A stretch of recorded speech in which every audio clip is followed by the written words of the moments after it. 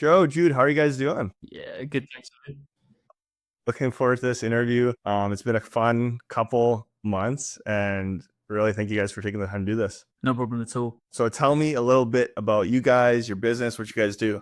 Good. Oh, okay, I'll go because you're going to be most of the operation stuff. So, yeah, we're Solar On Steroids. We're a digital marketing agency for solar installers. Most of our clients are based in the UK, and we primarily run meta ads. But the twist is that they are based on very high quality video advertisements. So we go out, we shoot with a videographer. We have a team of full-time editors that send those into ad creatives that then go to a funnel to generate really high quality leads for our customers. We've got about 45 installers throughout the country. And before meeting Amir, we were very much struggling to organize and properly support those 45 installers. But in this conversation, I suppose you're going to learn why that is no longer the case. Absolutely awesome. No, that's great overview. And by the way, you guys, you have the coolest company name out of any of the clients that I've worked with. No offense to anybody else, but anytime I tell somebody, I work with Solar On Steroids, like that is a very cool company name. So well done on that. Full credit to Jude on that. Yeah. Go on. So how did you guys hear about me and Probotify in the first place? Interestingly, we were actually in the same coaching program. So we actually joined CA Client Ascension around early beginning of the year, Jude, was it? I think it was November 2024. Okay, yeah. So we kind of heard about you then. It was quite ironic because it was like you were doing all these big operational builds, and we were like, we don't need that, but it's kind of cool to see that that's an agency. So there wasn't any like immediate, oh, this guy could really help us. But then when the problem arose, we had a conversation from there because you were on that list of people that we knew were offering that sort of service that we desperately needed. Yeah, awesome. Yeah, no, it's always good to work with people from the community, and we are everybody's a little bit connected. So when the opportunity arose, I was more than excited. I remember Jude on the various different calls, and I was like, oh, I know this guy when you first reached out. So that's awesome. Full circle moment there. You were probably like, how have these guys even got clients to organize based on the conversations you had? We don't get too deep into that yet. that was awesome. Yeah. And Jude was always picked on in the sales coaching calls for whatever reason. David just he liked to pick on me, didn't he? Literally, I remember at the start of every call, Jude, what are you wearing? Yeah. I think it's because he's from the UK too. Maybe he felt more comfortable making fun of you, but who knows? Yeah. So yeah, I helped you guys with your operations. You guys have been doing a brilliant job growing this business. But before we get into the specifics of what we did together, what was kind of the low point per se? It was a high point and a low point that actually caused you guys to reach out to me. Yeah, so I think it all kicked off in January is how I describe it. So we'd kind of been running this crazy offer, which we won't go into. It kind of put a cap on how many clients we could even handle. Jude did a lot of work on the sales side, which was at that time where we wanted to really improve was actually just the volume of clients we were getting. So that went very well. So we basically had like 6 clients in January. And to give you an idea, I think when we came to you a couple of months ago, Amir, we'd scaled to like 30, 35 clients. So this had happened pretty quickly. And the operating system hadn't developed at the speed it needed to in order to keep up, which is why we ended up actually reaching out. Yeah. So like victim of your own success, basically. Yes. Growing from 6 to 35 clients. Dude picked up a ton of information in those sales coaching calls. If that's means anything to anybody, he grew the business from 6 to 35, which is amazing. Shout out to David, 100%. Yeah. I mean, like in terms of growth, we've done basically we worked it out. Monthly revenue was 61x on January, and we're now in November. So pretty cool stat. Yeah, no, that's amazing, and it's a testament to the fact that you guys already had a great product, right? Everybody does meta ads, or there's a lot of people doing meta ads per se, and they don't do it to the quality and level that you guys do. Even just getting the chance to look into the operation and see what you guys are doing, like the video production side and the team that you guys have is very unique, and just getting that to the right audience and getting in the room with them is really the difference maker for you guys to actually grow the business, right? Yeah, definitely.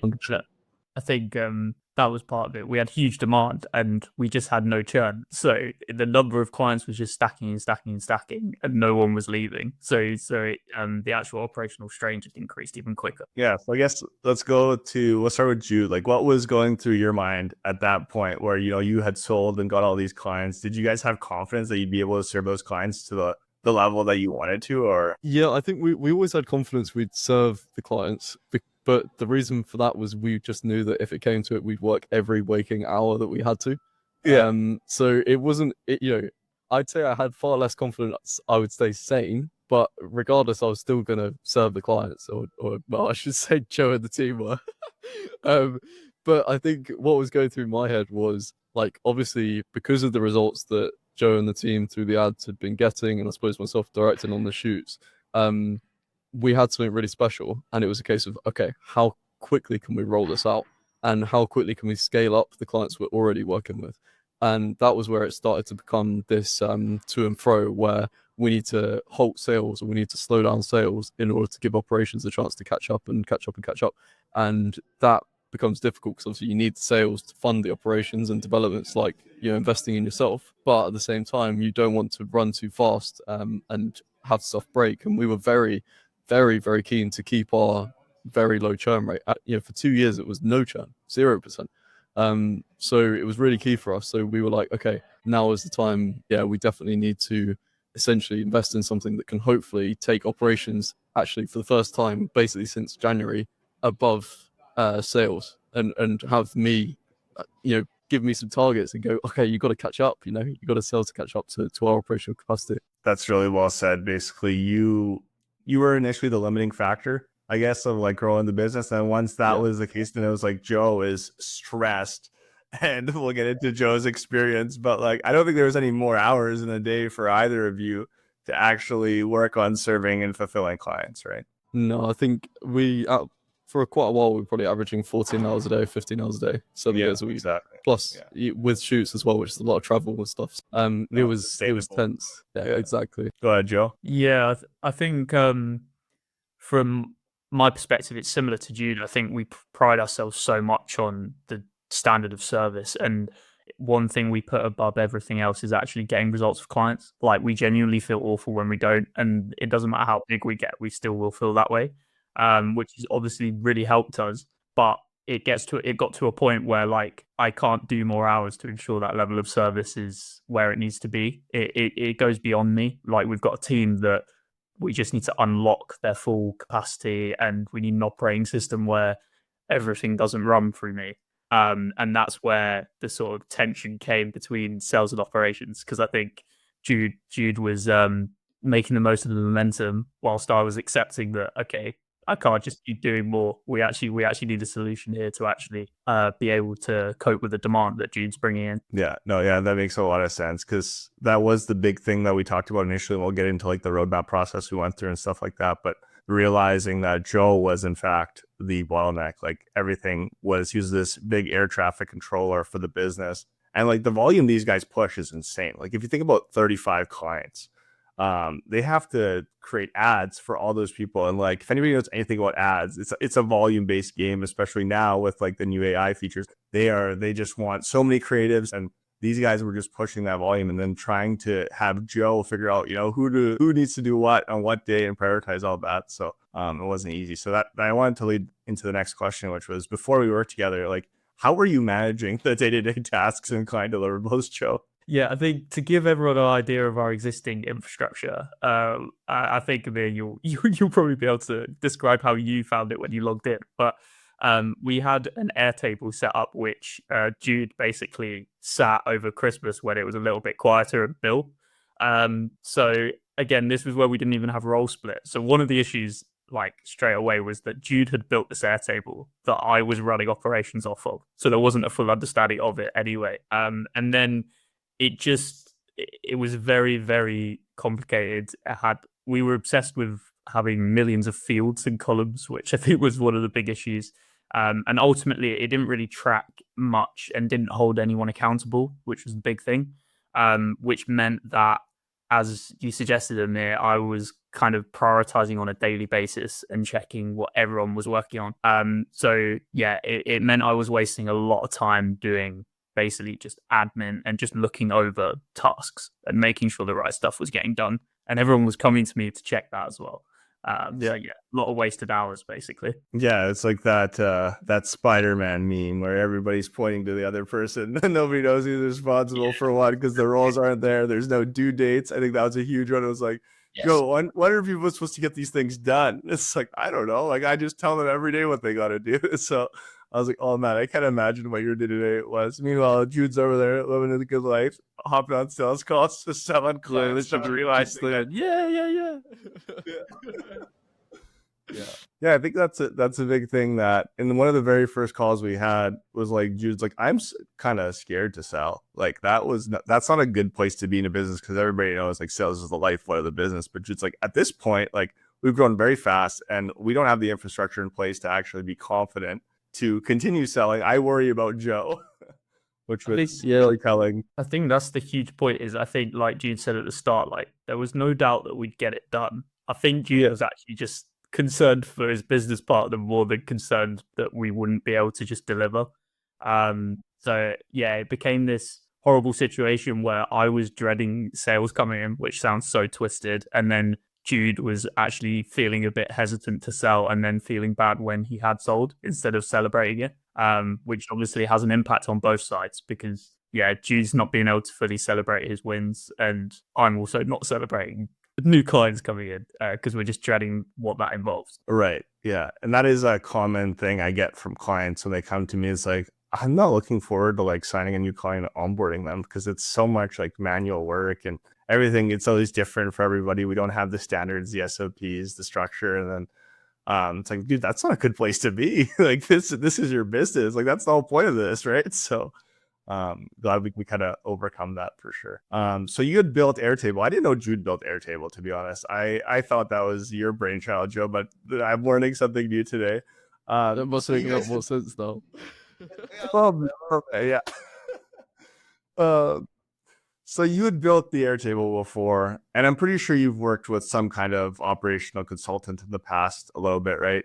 So what was different about this project specifically that you wanted to bring someone in from the outside as opposed to just kind of trying to do it yourself? I think it was a major acceptance that coaching and being told what to do wasn't enough at this point. Like we couldn't just sit and be told you should do this, you should do that, because the huge problem was we didn't have any time to actually implement anything that we were told to do. So it would have been all well and good you sitting there and telling me like, hey Joe, you just need to do this, this, and this, but it just wouldn't have got action. So I think it was realizing really we needed a partner that could come in and build everything again from the ground up, so we could build the right base to be able to then just carry on scaling. We wanted someone that had done it before as well, and that had seen businesses that run in parallel to ours that have similar service delivery mechanisms. Because even certain things that while we were building out the ClickUp that we didn't understand that you had planned, or that we even pushed back on certain things like the actionable, non-actionable things like that we never would have foresaw ourselves, and then would have come into that problem later and probably not even known why it was a problem and why things were being done that shouldn't be done and all this kind of thing. So having someone that we can look at and go, and also say to the team, this guy's done this 7-8 times before, probably more, like for very similar businesses. That's super helpful because it also not only gives us confidence but gives the team confidence that this whole transition is worthwhile and is in good hands. Whereas if we just said, oh yeah, we hired this guy to tell us some advice and we're going to give it a go, let's go guys, like they'd all probably be like, we're going to be back on Airtable in 2 weeks, let's just leave it alone. So it was that confidence as well, I think, for us, and from my side as well, very much about how patient you were in fully understanding our processes and our business, because we'd inquired with a few other people and it was almost like they had this out of the box solution they just wanted to push onto us. And whether that was packed with automations or whatever, or AI or whatever else it was, but actually you kind of like went back to ABCs and you're like, okay, so what happens when this happens? Let's flowchart this whole thing out. Let's spend 3 sessions doing it, get it right. And even if like halfway through we're like, oh, I mean, that's not the case anymore, we've got to change a little bit, you were like, that's fine. And we mapped the whole thing out and actually had a good plan, as opposed to someone just basically, doing a load of spiel on AI and things, when in reality we're at level 0 rather than level 10. and we needed the processes first. Yeah, it's an iterative thing, right? We did this over a few months, and it's all about actually structuring it for the whole business as opposed to like saying, hey, here's this piece of the business and this piece of the business, everything's disconnected. That's kind of where you guys were at before, right? Was you had some automations, you had some structure in the Airtable, but nothing actually flowed through the business, right? We were trying to make it actually go from A to B to C, right? So very well said. No, I appreciate that. Which kind of brings me that you're following the structure here very well. That I was going to ask you guys questions about, which was the roadmap process. So that's funny. So what did you guys think about the roadmap process that we went through, and then how we moved from that to like the actual implementation phase? Yeah, I think as Jude sort of touched on there, this was actually the bit we were most impressed with. So like obviously doing something like this, you're really quite nervous, to be honest. Like even though we knew it was broken, it's like we know what it's become more broken because it's just out like keeping us where we are, and we didn't want to go backwards. So that initial process was a complete game changer because it just gave us the confidence that you were truly taking the time to understand the business. So we went through. Our team did a full questionnaire, an anonymous one, so you got an idea of how they were feeling. We basically sat and mapped out our entire business workflow. Like as broken as it was, you still understood like where are you at right now. And to add to that, like we put in like hour and a half calls, and a lot of the time we weren't finished by the hour and a half. You were putting in another call. Like there was no time restriction. Basically, just making sure that you understood absolutely 100% of what was going on, who was doing what, and then translating that over to ClickUp. Which meant by the time we got to actually the build out, me and Jude were just so confident because we'd taken so much time to actually understand right what's going on right now inside Airtable. I guess you've already kind of touched on it, Jude, but I think the moving to the implementation phase was actually really cool for me too, because we did the roadmap, and then after that there's a ClickUp blueprint where we need to figure out how the ClickUp is actually structured, and I presented that to you guys, and you guys were like, this is it. Like there's very limited like hey, I think we need this, I do think we need to change this. It's like by taking that time up front, we're able to move a lot quicker on the implementation, as opposed to like, say, I just gave you guys a template and was just like, let's just do this template. The problem with that is there's going to be way more iteration and fixes in the back end, and that's we avoided all that by taking the time to really understand the business up front. Yeah, definitely. I think that's so important for the team as well, because the more that from day one it's how it's going to be used, the better, because they now have learned that process, and they're actually, we're a week or two in and they're already efficient in it. Whereas if we'd have come up with a template out of the box, then it's like, oh, when do we invite the team? And then, the team realize it doesn't quite work. And then, and it's the same as if we'd have tried to build it ourselves, because there's no way we would have had the patience to sit, just me and Joe, and go through all of our entire business process in the detail that we did with you. We would have just been like, oh, yeah, so we have a shoot and then we make ads and then they go live. But we went through, in such fine detail that everything, there was no surprises when you actually built it out. I think also it was that it was almost a coaching piece as well that was really valuable. So you were actually very happy to push back on like some of our practices at the moment, which we really appreciate. Like, for example, me or Jude would be like, so we do this currently like this, and you'd be like, why are you not doing it like this? And like, even if we push back on that, you'd then explain why. And actually, instead of just molding a system to how we operate, you've actually helped us operate more effectively and told us like, actually, Joe, you should probably be managing the team or doing this like this. And that was also really valuable. Yeah, no, I appreciate that. I think it's the perspective of you can't see the label from inside the jar. That saying, I've heard that a few times from a few different places, and it's like you guys are in it every day. So the ability for you guys to walk through the different steps one by one, show me, and even when you're walking through it, a lot of times I get you guys to screen share, because you'll overlook things, right? It'll just be like, this is natural, we do this all the time, so we don't really think about it. So having that opportunity to really understand that really helped. And yeah, you touched on like we're only like a week or two in here into actually using the system, but like what kind of improvements have you already noticed with the operations? Joe might cry of happiness here. Yeah, I'll try and keep the tears back, but it's it's been unbelievable for a few reasons. Like, firstly, just Me and Jude, like so for context, we have all our client comms through WhatsApp, which I know made Amir cry a bit when he found out that we were dealing with WhatsApp comms. But we've just found in terms of like, we work with tradespeople, so it's much easier to get anything out of them. Actually going through a process of, if a request comes in WhatsApp, created as a task, you can click up and delegate it to someone, has been huge, because a lot of the time before, I would just do the task because I thought by the time I've actually made this actionable for a team member, I might as well have just done it. So I was spending a lot of time doing other people's work, just because it was literally easier because the system we had in place. The other thing is actually our team's output has increased like quite considerably through accountability. So like our editors, like we hadn't increased the editing capacity, and we were putting out more ad volume than we'd ever put out, just purely through the system that was in place, like clear due dates, prioritization of tasks, etc., which was really powerful. And I think generally, if I'm able to say it's a benefit, like my mental health, just knowing that like things are being looked after and are being tracked, because that daily just process of checking in on tasks isn't really there anymore, because it's all delegated. Actually, I only have to focus on my own tasks, which is quite nice. Yeah, it's a little bit of planning up front as a team, and obviously you've also delegated some of the delegation part, of assigning tasks to people, which is awesome now. So now you're able to remove yourself from that as well. I think one thing Joe showed me recently was there's a specific view in ClickUp. It's kind of like a vanity view. It's pretty useless, but it's like an activity feed of everything happening in the platform. And while it's not really used for anything, I think it was a moment where Joe kind of looked at that and was like, wow, like everything is actually tracked. Everyone knows what they're meant to be doing. I can see stuff moving in exactly the way that I intended it to be. And I'm not doing that, and seeing that activity view, again, pretty useless, but it's that kind of moment where it's like, okay, this business has the potential to function without me, where I don't think either Joe or I could have ever seen that with what we were running before, because it was so poorly stitched together that we were thinking we either need like some operational director that's 40 years old that has the best visibility ever to manage this thing for us, or we should work with Amir and just actually get some systems in place.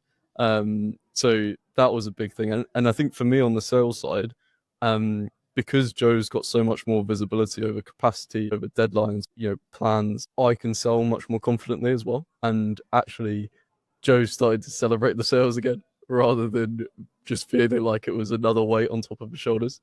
So that's huge. And as a result of that, it's not all sunshine and rainbows. We've still got a wait list now until 1st of January. But at least I'm not selling onto something that's already over capacity. And I can tell people very clearly, I can actually communicate, our capacity is open from the 1st of January. Whereas before I'd be like, I don't know, which is too busy, like come back sometime. Like, Just try again soon and I'll see how Joe's feeling. Like it was literally that. Yeah. You guys had no idea what the capacity or workload was or anything like that, because there's nothing estimated. That was a big thing. No. Was like, who do you even hire next? Yeah. Right. And even go ahead, Joe. On that note, so it's a perfect example. Like basically, as soon as we've got into ClickUp, we've doubled our editing capacity. So we've basically gone from 3 to 6 editors like straight away. And there's two big points on that. One is like I've realized now I was hesitant to hire because of the pain involved to actually get them to understand our system. So that was actually big, because we had 3 editors who have worked with us for ages. They know how this broken system operates, so they can just crack on. Whereas I've been able to put these 3 editors in and send them like 2 looms, and off they go, like working away.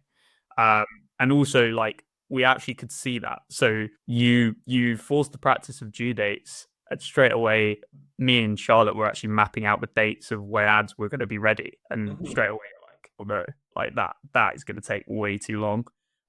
Whereas before, like we basically were just firefighting the ads, and basically as soon as a client's results were dipping, there'd be like big focus on their ads, and then people were getting neglected. So yeah, that was. So now you've got a scalable business, which is awesome to see. You can confidently add capacity and team members. Like, how do you feel like on a day to day now? Like, as opposed to like before you get up in the morning, you'd have like this 12 to 14 hour day ahead of you. Like, how are you feeling now when you wake up in the morning, like knowing that you have a system in place? I think it's completely transformational. I think for me, obviously being in the operations, but also for Jude, like not only because we have to live together, and if I'm in a better mood, it is more decent. But I think like straight away he's probably enjoying sales more. I mean, you can say, Jude, how you're feeling with the sales Yeah, side, but 100%, definitely. yeah, and then on the op side, like there's just way less stress. Like nothing's coming at me that I couldn't see. Like I've got visibility over everything. And actually passing accountability to the team. I've already had feedback from them that they are enjoying that more. Like instead of me controlling everything, they have their to-do lists with the due dates, and that's under their control.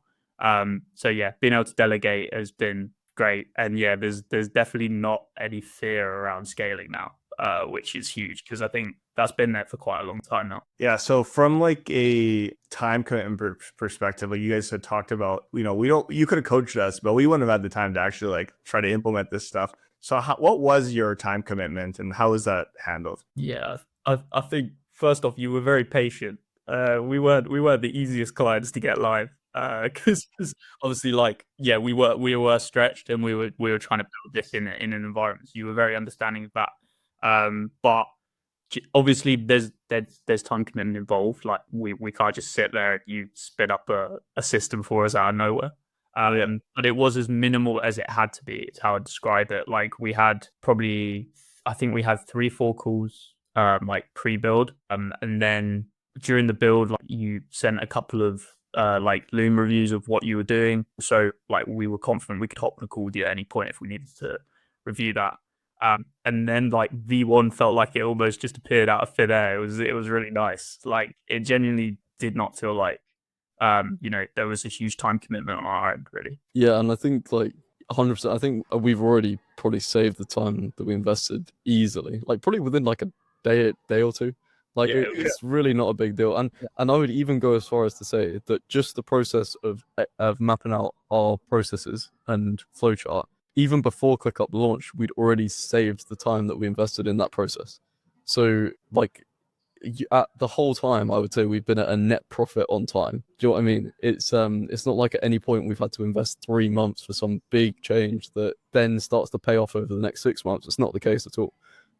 It's really been like day by day, you get the return straight away. Awesome. I love to hear that. I think even talking about like the output of the editors and things like that, and being able to bring on more team members and the volume and the clients, like that's all good to hear. And it like instantly shows that as soon as you invest in the systems, the ROI is actually pretty quick, right? So awesome. Because it's one of the things that people think about with these things is like, it's not like what you guys do, right? It's very clear ROI. It's like, hey, you got a lead, we're going to sell, versus like when you're investing in the systems, it's like, yes, it can be expensive, but once you do the investment, like it's instantly getting paid back by by a few months into the engagement. I think that actually was a really interesting part of the process. Was you actually mapped out the amount of hours that I was spending on just keeping things together, like not even like productive tasks. And I remember you actually went like, by doing this, Joe, you're going to save this amount of like days per year. And I was like, really? It can't be that much. And like, as soon as the system's in, you're like, right, that's why I now have 3-4 hours to work on that, or like 3-4 hours to do this, because that time actually is there. So there's a very clear ROI once it's in place, that's for sure. Yeah. Awesome. Yeah. And I think you guys have visions of growing this like 6 to 12 months down the road. Like what do you envision for the business now that you're operating like this? Well, I think the big change now is I can actually foresee us keeping our extremely low churn rate, even with a higher volume of clients. A lot of people just assume that, it's quite easy to keep all your clients if you've got 5 of them. But if you've got 50, then you naturally might have a 10% churn rate of 5 people leaving a month. I genuinely don't see that happening now that we've got the systems in place, because we can ensure that every client is getting the service they deserve. And we've got full visibility over everything. So for us, the first thing is just continuing to kind of enhance our status as the top renewables marketing agency in the UK. and keeping all of the clients that we've earned so far, because they are genuinely some of the best installers in the country. And then from that point onwards, it's actually given Joe and I the headspace to start looking at, kind of different business ventures, not completely separate at all, but different tangents that we can take to gain more leverage and more scale, without impacting what we're doing already on the agency side, and potentially even new markets. Because before, considering a new market meant considering, how on earth are we going to fulfill this? If it's hard enough fulfilling one market, what on earth are we going to do if we've got another subservice, another niche or another geographical location? It just won't work. Yeah. Whereas Yeah. now it's actually exciting to start thinking about those kind of things, and we've got the time to start properly mapping them out. Yeah, that's a good place to be. I think that retention piece is huge. Like just the net revenue retention that you'll have by decreasing churn is massive. That it's one of those things you don't really think about when you're implementing systems like this. You're like, oh, I need this so I can scale and add new clients. But it's like, no, how about your existing clients? The fact that now you guys have a central place to be able to communicate about your clients, to be able to know exactly what happened on every task without Joe being on every call or every meeting or every message. Like that is huge to be able to scale both your time, look at the other business units that you're looking at. Like it's just all these little things that you don't get the little wins until you do the big thing. We've 100%. We've got an event on the 28th of November where we're inviting all of our clients down for like a sales and marketing mastermind. And one of the things I'm actually going to talk about at that event, because we're not selling anything there, but I'm actually going to mention our migration to ClickUp and the work that you've done, because it is going to have such an impact on clients. We can say, like, look, over the last few months, if you felt like you haven't had the volume of ads that you needed, if you felt like your campaign could have been managed slightly better, this is what we've invested in to fix that. And thank you for bearing with us. And this is how it's going to be going forward. And this is what you're going to be able to see through your own ClickUp client portal. And this is how we're reporting on data. Like it's actually like added a ton of value to our service in a way through the way we're able to provide it. Yeah, awesome. I love it. It's also competitive advantage within our market. So there's only a few providers, and we just feel confident that we've got an operating system that others just do not have. Which, we're with the scale of installers that we're working with, like that's the sort of thing that Jude can now promote. Is there might be other providers, but do they have all of this in place to ensure that you're going to get what you've actually been promised, and everything's going to be delivered as it should be? So yeah, it's been huge. Yeah, and not once have we said the word AI in this call, which is funny. Not once. We need to bring this up. I think. Yeah. I think the big thing you said, I think you said this a bit before we agreed to work with you, but as you said it, basically me and Jude were like, yes, this is the guy. Because I think basically what you said is there's no point in adding all of these AI features until you have square one. And I think this was our big fear, was basically automating a broken system. And I think that's what a lot of people would have done. It's like the whole thing doesn't work, but you have this nice AI agent that's telling you that it's not working, and it's like, oh great. So I think it was really, really useful that actually we don't have, or I don't think we have any automation at the moment in the system, or very little. There's a few, but not a lot. Yeah, and I think basically it's like actually getting something that works, and now we're going to look at, okay, what can we actually do from an automation and AI perspective to make it more efficient, which we love. Yeah, we have that foundation now, which is like the sky's the limit. While you guys are going to be focusing now on bringing in new business units, as we continue working together, we can now expand on actually bringing in AI and automation where it makes sense, because now you actually have the foundation to that. Whereas opposed to before, it was like, we had 1,000 fields. We're like, what's the central source of truth? Where's the data coming from? It was like, this is not worth investing in right now. No, 100%. And it's also the visibility. Now that we actually have a process where we can see what's happening, you can start to identify the opportunities for AI and for newer technologies. Whereas if you don't even have that, you're just like literally just pouring fire on something that's already not really working and making it not work faster. It's like, what is the point in that? Yeah. We didn't even touch on like the dashboards and the KPIs. Like just having that visibility now is just like, you can know when you need to bring on team members or change the process or improve this or that. It's like, so it's just like all these little things that stack up. So one last question for you guys. someone was on the fence of working with me and Probotify, what would you tell them? Without a doubt, go for it. Like if your situation resonates at all with us, and to be honest, what I'd recommend is that work with Amir like 6 months before you're where we were, because the ideal scenario would have been that this had all been built out, ready to scale, and like that's not always possible. But yeah, I'd recommend if you're ambitious or you're already in a situation where you know you need help, 100%, you're the best person to go to. Thanks, Joe. Appreciate it. No problem. Yeah, I would echo that 100%. I would also say that, you know, people have case studies and things like that, but genuinely working with Amir, it's been like we've had an extension of our own business, like almost like COO level, kind of like, you know, actually really taking the time to understand and help us. Whereas it's never felt like we've been a tick box or a task. It's been, okay, this is a partnership. We're going to get these guys where they need to go. And I'm going to be careful with this because I'm sure you don't want people calling you up on Sundays, Amir. But a good example of this is we have little problems and we're in different time zones and things like that. But every single time we've needed something, Amir has accommodated. And it has been Amir himself rather than Amir's team. It's Amir takes accountability for actually making sure that not just the deliverables are delivered, but they're delivered in a way that actually accomplishes the goal, which is obviously the key thing. So yeah, honestly, couldn't recommend further enough. If any part of the back of your head is thinking I'm in a bit of a mess right now, then you need to speak to Amir and get that fixed. Unless you're a UK renewables agency. Yeah, no. We want exclusivity on that. I mean, exclusivity. Yeah, the only one in the UK, unfortunately, guys. So yeah. Yeah. Oh, I appreciate the kind words, Jude, and absolutely. I think that's what resonated with me a lot was when you guys talked about your business and how you're doing the video ads, and it's different than everybody else. It's like you're very focused on quality, and of course volume was also coming. You know, you're getting a lot of clients and stuff like that, but you didn't sacrifice quality for volume.